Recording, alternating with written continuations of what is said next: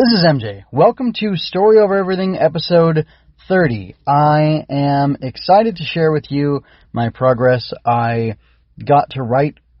made myself write, a bunch this week, or fairly consistently. So I'm overall pleased with that, and I did drawings. I think every day I wrote, I drew, so that's good. So all of the writing that I'm going to share with you is from my author's log from August 5th through 11th, and all of it's me working on Chapter 9 of Grobug Tales, which I've been working on that for 2 or 3 weeks, but that's just how long it's taking, so you got to bear with me.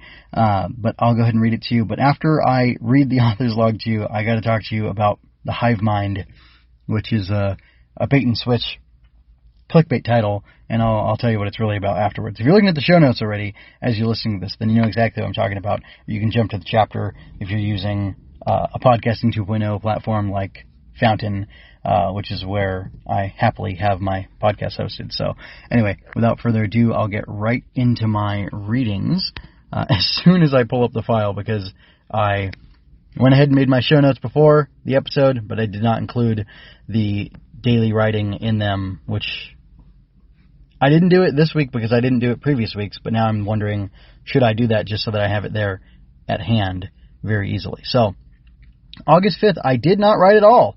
I did not make time to write. I failed to make time to write, so that's not great. But every day since then, I believe I did. So here we go. I'm going to just say what the date is, and then I'm going to keep reading what I have written. And if you want the word count, you got to find on Saturday evening, I post my weekly roundup, and that tells you what I've done that week. So with writing and beyond. August 6, 2023. Understood, cadets? The three answered nearly in unison. Good. Now, Cadet Splash, where are the best rations stored for grow grubs? Splash stammered, but produced the right answer. Cadet Quiver, what is the order for the storage of seeds, by class and season? Quiver paused to collect his thoughts, then gave an incomplete but satisfactory answer. Whistle corrected him and had him repeat the protocol. Cadet Naw, what is the highest duty of the Grobug? Naw gave an answer. Whistle did not respond. After a long time, Naw gave another answer. Whistle said nothing. Naw gave answer after answer, filling the silence, when Whistle remained silent. August 7th. Whistle finally responded. The highest duty of the Grobug is to help others. As I said, duty is not dependent upon ability in any way. That is a clarification, an illustration of a larger truth of this world. But there is another kind of duty. Splash snickered at this. Whistle chuckled and continued. We have a duty to grow, to push ourselves beyond our limits. Though we are small in body, we have the capacity to be enormous in heart and spirit. There is a balance to maintain, to be concerned with everyone and everything in our lives, in the world, and also with our every thought, word, and deed. Balance is found when we can honestly be severe with ourselves and generous with others. When we see a thing in the world that is distasteful to us, we must look inside ourselves to see where it is part of us. You want to be your best self. You want to grow, but part of you is unsure, afraid, worried it will fail, worried everyone will see you for how small and weak you are. So it tells you to stay quiet, to step back, to not act. If you don't act, you can't fail. August 8th. But refusing to act is an action. It is the act of withdrawal. It is the act of running away. You can't help others if you only run away. I'm no guardian, so I can't speak on tactics with much authority, but there's a difference between a strategic retreat and fleeing. I would think you should never flee, but retreat is a valid choice. After all, what else would you call this, if not a form of retreat? Whistle gestured to the busy camp around them, Grobugs working diligently to fortify the camp, while making it blend in with the rest of the wood as best as possible, while staying habitable and functional for all those who stayed behind. Splash squeaked. So what are you saying, Keeper Whistle? Are you saying we're all going to die, and die without fighting like a bunch of cowards? Whistle fluttered one wing, then the other, then answered. I am saying that I want all of us to survive. None of you cadets are ready to fight. Is it true that you have lived in this camp your whole life? Yes. Is it true that you have never had to fight for your life? Splash admitted, yes. Did you know that the same could be said of me? No. August 9. It's true, I am no warrior, but I will fight if I have to. I will fight for what I have to. For now, I do what I can. I hope we will all survive this attack. I hope we remain hidden. I hope the Guardians repel these enemies before they get here. Hope is not now, and will never be a plan. That is why we do all we do. If they fail, if we are besieged, if heaven forbid the camp is destroyed, we will rebuild by feeding ourselves from the stored rations, and we will work to raise up a new generation of Grobgrubs into Grobug cadets, and you cadets into keepers, guardians, and seers. To succeed, we all need to do our part as if our life depends on it, because it just may. We'll still stare at the cadets. Any questions? The three responded together, No. Good. Cadets, to your tasks. Splash, I will shadow you to start with. Quiver, Nah, be light of foot and swift of wing. I will catch up with you two shortly. August 10th. Keeper Grunt dashed around a series of sticks, lashing them with a luminous tendril, and gave a mighty pull. The structure came crashing down, kicking up dust and debris. He turned to Yawn and Babble, and asked, Any questions? August 11th. Yawn asked with a tremor of hope in her voice, Is that all we have to do? It is. Yes, for step 1. Oh, Yawn wilted a bit. Babble jumped in. What's next? Are there a lot more steps? Grunt answered. Since our objective is to make it look like we were never here, we don't want to leave these mounds like this. Wind and other creatures would have spread them out if they had time to, so we are going to do that now. Yawn muttered to herself, I was worried about that. Cadet! Yawn stiffened. Yes? Is that all? Yes. Babble broke in. So for step 2, what is the best way to clear the mounds? Grunt continued. Well, it really starts in step 1. ... So that's the end of my writing for this week. And I won't make any other comments on it. I will instead move on to the next section of the episode. So now that the author's log is officially closed, I can talk to you about the hive mind. And this is more of a personal anecdote, just for funsies here. So I have access to a yard, and so do my children. And we have been getting stung over the last week. Started with one of my daughters got stung, then who? Was it me or my son? Anyway, then I think my son got stung, and then I got stung, and we couldn't figure out what was going on. Are these hornets, wasps, yellow jackets, bees? What exactly was going on? So, long story short, we found out that they're some sort of ground thing. Somebody thinks they're yellow jackets. I think I don't know what they are. They could be hornets, they could be some sort of ground wasp. And apparently, wasps will frequently build their nests in holes. They'll build them in, I looked it up, apparently they build them in abandoned animal holes, whether that's a rodent of some sort or perhaps a snake, because we have snakes too. They'll build in those holes underground, which is wild. And that kind of goes against, not the laws of nature, but like the way we think about, nature. So we think about, it's a flying creature, so it must be up in the sky. And I'm used to seeing like paper wasp nests up under the eaves of houses or garages or whatever buildings, right? That's what I'm used to seeing. And I know that those also, they'll put those in trees, I believe. And the classic bee from media, the bees in the beehive in the tree, right? But people do bee boxes, and apparently, bees will go into people's walls of houses to build hives, which is crazy. Sorry, it's giving me the heebie-jeebies thinking about that. But it also gives me the heebie-jeebies to think about a whole huge nest swarm within a nest of some sort of stinging insect under the ground. And anyway, this sort of relates, it doesn't really relate to writing, but just the concept of hive mind is interesting, because these matriarchal insect, I don't know if you'd call them colonies or what specifically you'd call them. I believe the way that, I know more about bees than I do about any of the others, but I think the general principle applies to them and ants and other things like that. Which, by the way, if you've ever seen a furry ant or a hairy ant, that's actually a type of wasp, apparently, without wings, which kind of doesn't make sense to me, but whatever. Anyway,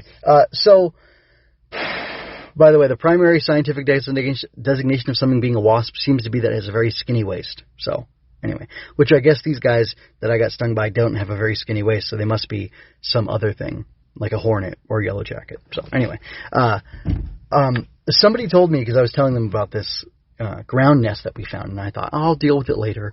It's not a big deal. I got stung on my elbow, and, I think my son got stung at the same time, but, we're okay. Thank God nobody's, swelling or allergic or anything like that, so that's really good. And I was kind of taking my time dealing with it because I thought, well, I don't know where the nest is, and we're going to have to eventually find it. I know they're, in this area. They're congregating here, so the nest is probably somewhere near there, but I didn't know where it was. So somebody mentioned to me, oh, yeah, those ground wasp nests, and that's what they called them, so I was calling them and thinking of them as wasps. Sometimes the soil will get weak around where they have their area. I'm assuming from like them hollowing it out. There is something called a great golden digger wasp that does dig into the ground. And so I thought, well, perhaps other types of wasps burrow, or maybe them attaching their nests, their cells to the dirt, which is above them, which is below the ground, right? Might weaken it and whatever. And somebody said, yeah, if you're not careful, you could step into and sink into the nest, and they're going to attack you because they're defending themselves. And I was really angry with these things. And then because I thought I didn't do anything to them. I just walked by to go check on something, and I happened to walk by where they were, and I didn't notice that they were there. And I realized that when I finally found the hole where the nest was, and I say was because it's there no more, it's a graveyard now, I realized, I walked right by, I probably put my heel right next to the entrance to their hole and disturbed them and made them scared and think, hey, someone's coming after us. We got to protect the babies. We got to, deal with this threat. And they came out and stung me possibly multiple times in my elbow. It was sitting there for a long time before I got somebody to help me with it. So anyway, I realized there is a justification for why I got stung. These bugs were not acting ridiculously. They were acting via the hive mind. The queen mother, has her select number of drones. Again, this is specifically for bees, but I would assume it's similar for these yellow jackets or hornets, whatever they were. And, she mates with a couple of them, and somehow one session of mating has enough seed in it that she can just have, like, baby after baby after baby. But the whole objective of the nest of the hive is to keep the queen alive and the babies, to care for the babies, to raise them up so they can go out and collect pollen or wood pulp or whatever it is that they're using, bring those resources back to the hive and use that to feed, like to support, basically to keep the hive alive. And when the one queen dies, another, something like a pheromone is released, and then another, one of the, they're majority female colonies, right? One of them awakens, or she's triggered into becoming the queen and taking on those aspects of herself. So there's sexual dimorphism in creatures where a male animal looks different from a female animal. One of the best instances of this is like a peacock, or any of the birds that do the dancing mating ritual. Like the males, the females are drab, looking brown and gray and things like that, whereas the males will be very colorful. You see this in drakes of ducks, in peacocks, I guess peahens. Peacock for the, cock rooster type thing. And then peahen, I think, is what you'd call the female, specifically if you were breaking it down like that. But the drakes for ducks, and then the female duck is just called a duck, I guess. And anyway, that sexual dimorphism sets them apart. And then it's interesting, in these insect colonies, you have the queen. I think the queen grows extra big, and like her body shifts so that she can be prepared to just like lay egg after egg after egg. And I don't know how it works as far as like, does she literally think there's a threat, I need you to go attack it? Or are all her drone, I guess the males are drones, the females are the workers. Are all her workers operating off of like a base level of instinct where, okay, there's a threat, we're going to attack it. Something got stung outside the nest. A scent is released based upon that. That signal hits me. I'm going to swarm over there, and I'm also going to attack because whatever my sister is fighting, if it's not stopped, it's going to come here and kill the rest of us potentially. So I got to stop that threat. It's very interesting to think about how that structure works. And like, you can think about that with, villain organizations in your superhero story or your fantasy story where, you're escalating and trying to get to the dragon who's, behind the evil wizard or whatever, that you need to stop to save the day. Like, that's interesting, but also just like, there's, as much as I was mad about it, there's a logic to it, and I can appreciate what I was doing to those bugs. And last night and then this morning I followed up making sure that I killed that entire nest. And I feel badly about it, but I'm protecting my hive. I'm protecting my nest. They attacked me, and they've attacked me. I went out there with my son. I got stung on the leg. He got stung twice, either through his shirt or under his shirt. They crawled up and got under his arm and on his back, and that's where he was stung. And I feel really badly for him because my stings on my elbow were hurting me really badly. Again, thank God within 36 hours they were much better. And I think I must have gotten stung multiple times on my elbow because it puffed up so badly. But my leg is fine. But then later, a couple hours after I was stung, and my son and I came back inside, I was sitting down with him, and we were going to read before bedtime. And I thought, I heard a buzz. Is there a fly inside? Did I hear that buzz? Where did that buzz come from? And I thought, don't worry about it. You guys are here. Just take the opportunity to relax and enjoy. So he ends up going to bed. I lay him down in bed. I flop down on the couch to read, or actually to write, and I feel this pain. And I am shocked by the pain because it's in my clothes. I'm feeling pain from in my clothes hours after, like an hour or two after getting stung by these yellow jackets or whatever it was. And honestly, I was shocked and scared. I acted like a man, but on the inside I was shaking.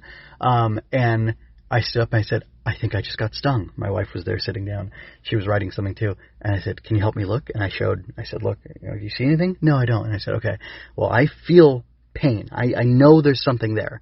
So I maneuvered my clothes a little bit more. And sure enough, a yellow jacket had been inside of my clothes and it stung me. And I thought, could that have happened to my son too? What about the rest of us?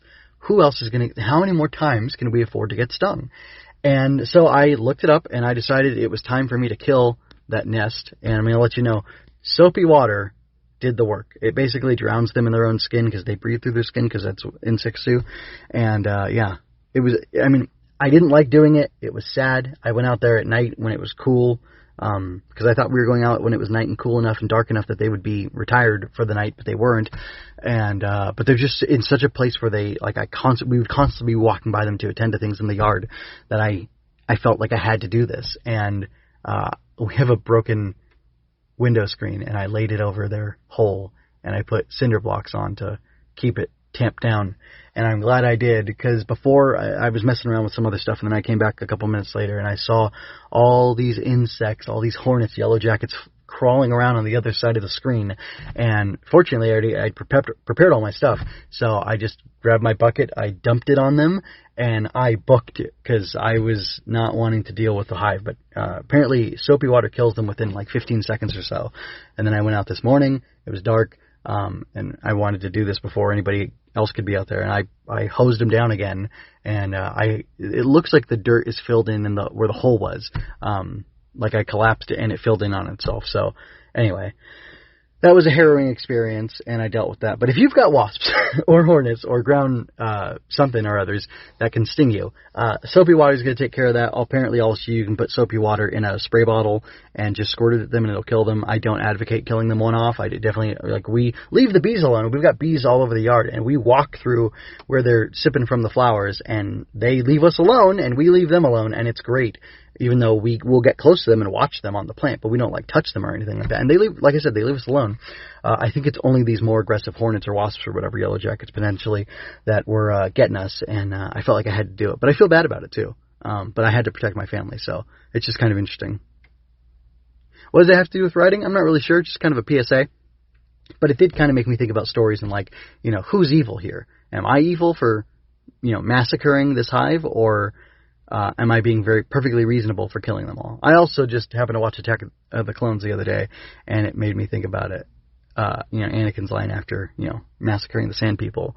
And I do feel badly. I wish I wish I didn't feel like I had to do that, but just the location they were in was no good for me. Maybe there's a better non-lethal way to deal with them. I saw somebody mention something about bees specifically, get somebody to move their hive for you, because beekeepers will do that. They want to pull in, I don't know if it's so that they have genetic diversity. They'll pull in a hive onto their property from somewhere else so that they well, they benefit somehow. They have more bees that they didn't have before. They can make more honey, et cetera, et cetera. But I don't know that anybody does that with, yellow jackets, wasps, hornets, that kind of thing. So anyway, there's always another. there are alternatives to fighting, right? Since I'm in a Star Wars mood, and there's always another way to do things. But I did what I felt I had to, and it's just kind of interesting. Again, I'm not like crying or losing sleep over it. I feel badly. I hate having to kill things, but I felt like it was justified in this case, and it gives me something interesting to think about. And I don't know if you've ever thought about that with your writing. Like, how do you make villains and heroes, and how do you deal with evil enemies? And like in my Grobug stories, they're for children. I'm making them very simple. Like, there are evil things in the night that exist specifically to harm children, and the Grobug specifically exists to combat them. Now, I do have other ideas for stuff relating to... I have these dread bugs for this other story that I want to do, where it's not that they want to hurt people, it's that they're in a foreign environment, they're outside of their natural ecosystem, so the way that they operate in their natural ecosystem is beneficial, or at least not harmful, versus here in our world, or in the world of my stories, it takes on like a predatory, parasitic character, and they do end up harming people. And I think that's really an interesting idea to play with. Because I enjoy evil characters sometimes, but I also don't enjoy like evil races. And it is fair to say that the wasps were in the right for attacking us.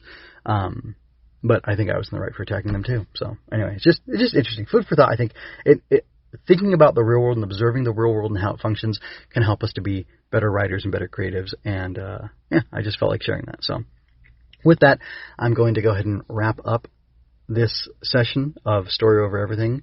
And I encourage you to go to the website and check out everything I'm doing. I'm not doing all the analysis that I want to do. I'm being consistent in doing the artwork and doing the writing that I want to do. So that's good. And, I'm imperfect, and I'm working towards being better and more consistent. And it's a hard road to be, it's a hard road to do whatever you want to do. And when you want to do things very ambitiously and at a wide scope, it makes it even a harder road. But with time and dedication and effort, you can push through and make it happen, I think. So that's what I'm hoping for myself, and that's what I keep working towards. So anyway, I thank you for your time and attention, folks. Until next time, take care, be well, stay away from wasps. This is MJ signing out. I hope you enjoyed that. Go to mjmunoz.com to leave any questions, comments, or other feedback you might have. There you can find all of my analysis, art, and fiction. I cover books, tokusatsu, comic books, anime, and more. Look around. You're sure to find something else that you'll enjoy as well. This has been a Story Over Everything production.